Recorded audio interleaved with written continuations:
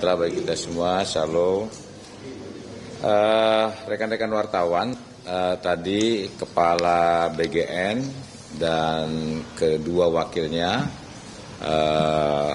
audiensi dengan saya, artinya menyampaikan beberapa hal yang akan dilakukan. Seyogianya tadi beliau akan langsung menyampaikan, tapi karena harus segera menghadap ke DPR, maka saya menyampaikan beberapa hal dari pertemuan itu sendiri. Tentunya saya sebagai kepala KSP, ya, artinya saya akan menyampaikan hal-hal yang memang yang saat ini sedang tren, ya, masalah BGN. Yang pertama adalah tentang refocusing untuk penerima manfaat. Jadi disampaikan oleh Kepala BGN bahwa nanti yang betul-betul yang membutuhkan, sehingga nanti akan dicek kembali. Seperti di Jakarta, saya pernah cek, ada beberapa yang memang tidak dimakan, sekolah menengah ya, sehingga ini nanti akan dicek kembali, sehingga betul-betul efektif. Kemudian yang kedua adalah penataan kembali dapur-dapur yang sudah operasional.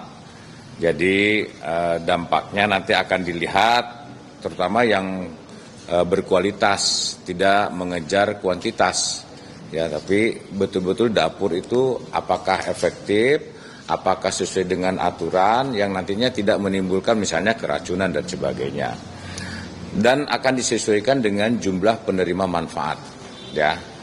Jadi selama ini ada juga misalnya satu dapur itu awalnya 3 juta penerima manfaat, 3.000 penerima manfaat, kemudian 2.000 per orang, 2.000 akan kali 3.000 berarti 6 juta per orang, per dapur, ya, untuk insentifnya bagi yang investor.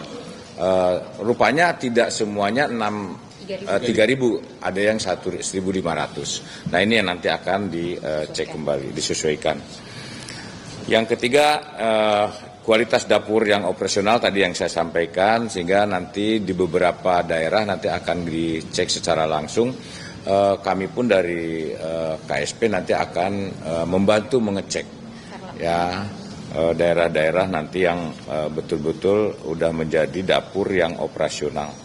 Terutama jumlah, ini yang jumlah, ya, nanti akan saya bahas lagi.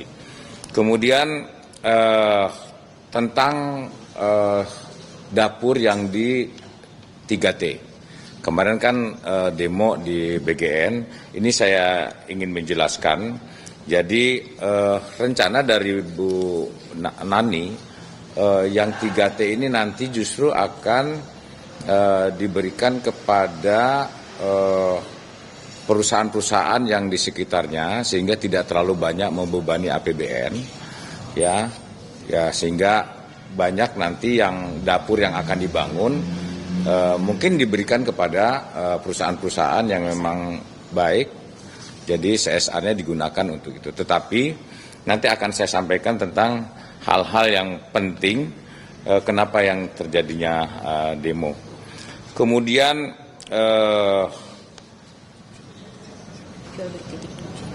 ada juga disampaikan dari Bu Nani tentang dampak dari jual beli titik. Nah, jual beli titik demikian. Jadi yang tadi saya katakan, seharusnya misalnya satu dapur itu kan 3.000, ya, 3.000 penerima manfaat, kemudian kalau dikali 2.000 berarti kan 6 juta. Nah, kenyataannya tidak 3.000, ada yang 1.500, ada yang 1.000, sehingga mengembang.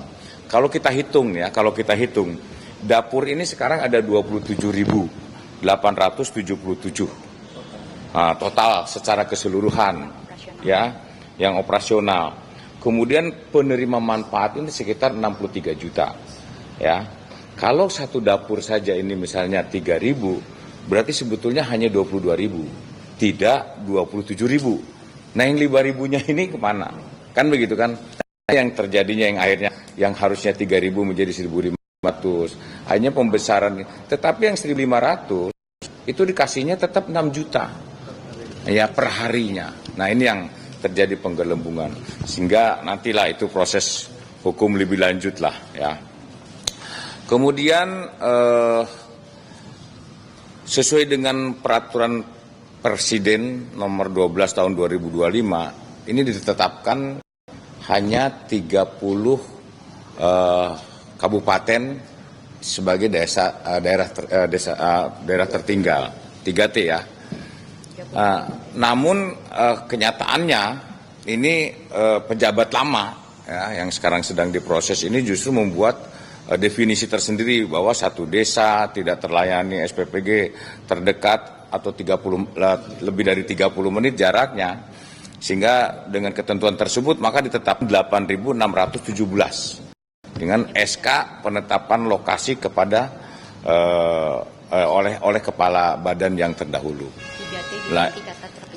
Nah, kemudian 6.138 ini yang menandatangani itu Pak Sony, ya, dari yang penandatangani yang berharga bagi mereka ini.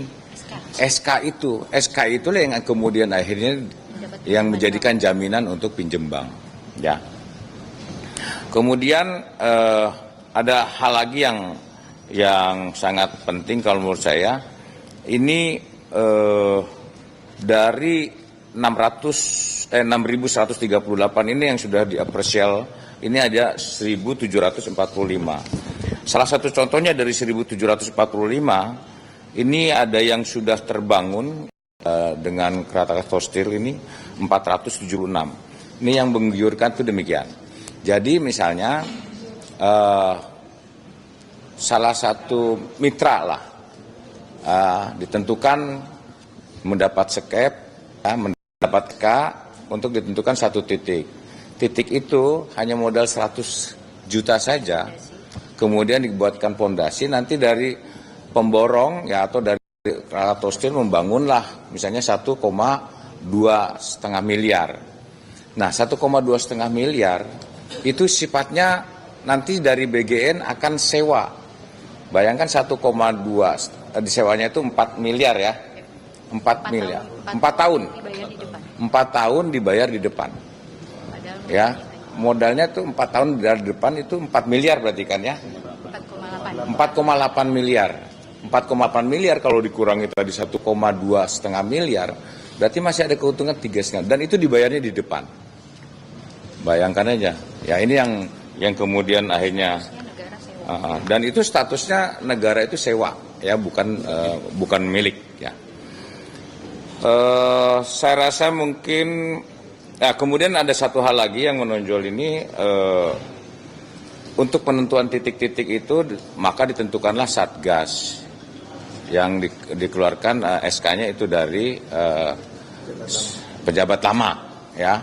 Nah itulah SK itu yang akhirnya menguntungkan bagi mereka-mereka yang kemudian untuk sebagai jaminan kepada bank. Saya rasa mungkin itu saja. Terus satu hal saya ingin menyampaikan klarifikasi, ada berita Pak Dudung katanya punya titik melalui Pak Dadan. Saya informasikan. Jadi beberapa bulan yang lalu, mungkin 6 bulan yang lalu, saya kan dekat dengan pesantren. Ada pengurus-pengurus pesantren itu, ada Abah Junaidi, ada Ustadz Iskandar, itu menyampaikan kepada saya bahwa ada program memang pesantren ya, untuk sebagai sasaran penerima manfaat. Karena di pesantren itu kan ada santrinya 4.000, ada yang 5.000, sehingga bisa ditetapkan sebagai titik untuk dapurnya. Nah kemudian minta dikenalkan dengan Pak Dadan. Saya sampaikan Pak Dadan, ini ada pesantren yang sudah siap, ya sudah ditentukan, dia sudah mulai secara administrasi sudah siap. Nah realisasinya tidak ada. Akhirnya saya sampaikan kepada Dadan, oh silakan Pak, nanti hubungi Pak Arif Nur Rahman, staf saya. Akhirnya silakanlah mereka berhubungan, saya sudah tidak ngerti apa-apa. Nah waktu Pak Dadan ke sini berapa minggu yang lalu, saya tanya Pak Dadan gimana itu, rupanya sampai sekarang prosesnya pun belum selesai, dapurnya pun belum terbangun. Saya tanya Abah Junaidi dan sebagainya. Cuma karena saya yang minta tolong kepada Dadan, itulah yang kemudian akhirnya bunyi seakan-akan Pak Dudung punya dapur. Kalau Pak Dudung punya dapur silakan cek, saya kasih hadiah nanti. Jadi nggak ada sama sekali saya punya dapur ya. Jelas ya rekan-rekan sekalian. Saya rasa mungkin itu saja ya topiknya tadi masalah BGN. Sehingga tidak ada topik lain yang perlu saya bahas. Terima kasih. Wassalamualaikum warahmatullahi wabarakatuh.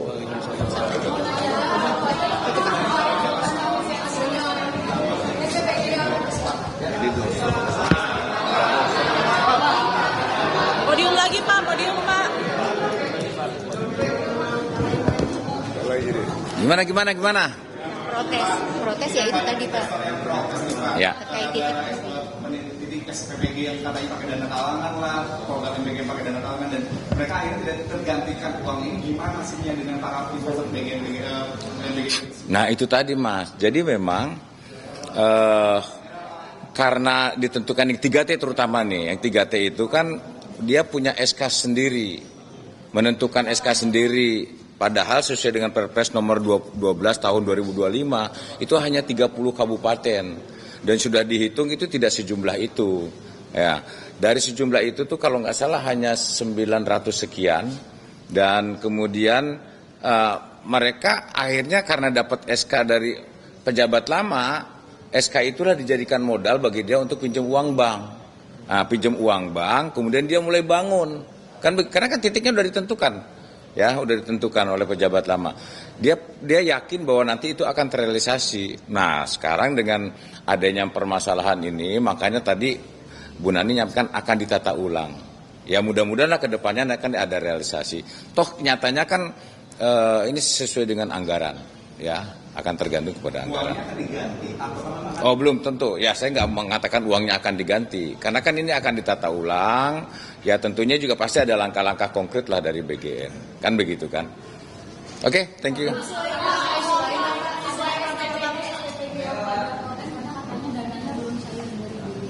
ya itu data ulang semuanya Pak. Ya, ada? Banyak, ada bukan beberapa lagi SPPG, nanti akan ditata ulang. Ya, ini kan Bu Nani lagi banyak konsentrasi bagaimana penataan, organisasi juga dan sebagainya. Ya.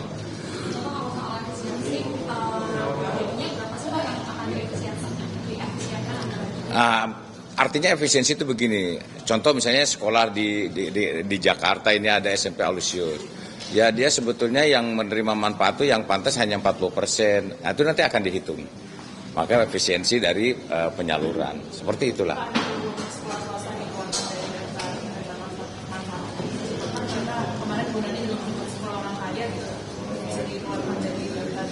Itu tadi efisiensi. Jadi tepat sasaran tadi, ya, refocusing itu maksudnya itu artinya kalau misalnya ini tidak perlu mereka anak-anak orang kaya ya nggak akan dikasih. soal SPPG yang bermasalah, karena sebenarnya pertemuan ada SPPG yang bermasalah, entah itu tidak izin dan sebagainya. Tadi diaplikasi sama Bu Nani dan kayak saya sendiri dia akan mengawasi itu. Nah, jelas nanti kita akan membantu. Saya yakin tenaga dari BGN itu kan sangat terbatas. Kita ya tugas saya ya untuk memastikan bahwa program prioritas Presiden ini kan harus berjalan. Salah satunya saya akan konsentrasi kepada MBG, kemudian yang kedua tentang sekolah rakyat, kemudian Koperasi Merah Putih, termasuk kampung nelayan nanti akan saya cek. Tapi konsentrasi ini sekarang BGN dulu karena ada masalah.